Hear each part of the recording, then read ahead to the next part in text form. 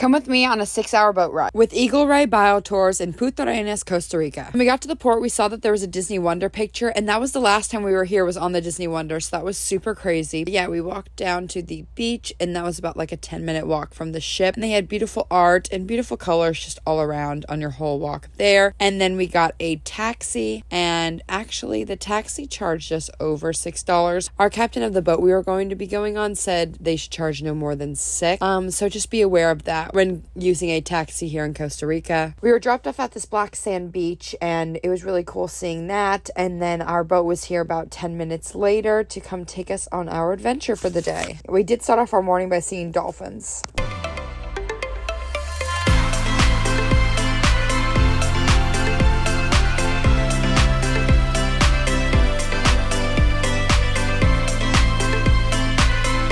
Now it's time to continue our journey to Isla Tortuga. This ride over to the islands was about 30 minutes. And on our way there, we spotted an eagleray just like our boat. I unfortunately didn't get a video of it because we saw it jumping out of the water in the distance. Before stopping at Isla Tortuga, we then decided to make a pit stop on where our captain grew up and is living right now. That house is an Airbnb, and then there's also these power lines that go from each side of the island. They did not get electricity until 1996. And then they didn't get their own fresh water until 2001. This was his school that he used to paddle to each and every day. His house is so cool, right there on the water, all these animals, all these boats, and he had the best thing to say, which is that his dad is the greatest fisherman in the world. And we did get to wave hi to him, so that was really cool. We then made our way to this beautiful arch in the rocks, and this was our first snorkel spot of the day. There's a little bit of a beach, and there was crabs all around it, and this little one was so cute, and I just kept picking them up. But I would place them back down safely, of course. And yeah, we just explored, and then it was time to go into the water.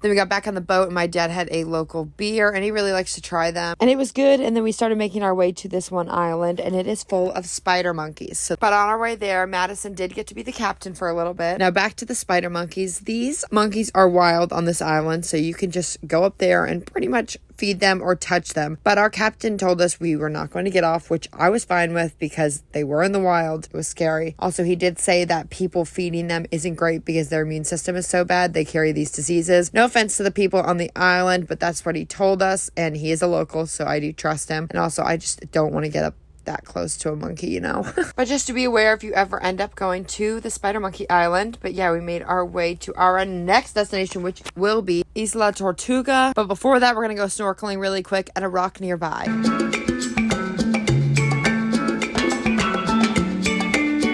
That was so beautiful, and the water here is just so nice. And so we made our way to Isla Tortuga, and it is beautiful, and it honestly reminds me of Chat and Chill in Exuma, Bahamas, if you've ever been there. It's pretty much a beach that has great environment, great food, lots of people, and alcohol. Speaking of alcohol, we decided to get a Coco Loco. It was really good, and then it was time to eat, so they gave us pineapple and watermelon for our starter for some fruit, and then we got chicken and rice, and oh my god, it was amazing. There was also some pigs roaming around the island, and we learned that they are a protective species. Like I said before, there's a lot of people at that one beach, so we decided to move to the beach right next to it, and there was nobody. So we pretty much had our little own private beach for the next few hours, and it was so nice, and we got so much sun. We sat out in the water, and the water here is just so perfect. They also set us up some chairs and had a cooler full of drinks like beer, water, soda, and pineapples, and it was just so nice of them to do that for us. And then I saw a bunch of crabs, and so I took these little videos of them. With there being no people, it was a great place to take pictures, and be sure to follow me on Instagram to see all my little fun pictures I take out through the trip. And then I was sad because it was time to head back to the ship, but on our way back, we made our way to the other side of the islands, and the waves were kind of crazy, but it was so beautiful. The water with the rocks was just amazing. And then we started making our way to this national park, and we couldn't get onto the beach because it was protected, but the water was so clear, and we were able to swim in the water for a little bit. And then we started making our way for our 30-minute journey back to the ship.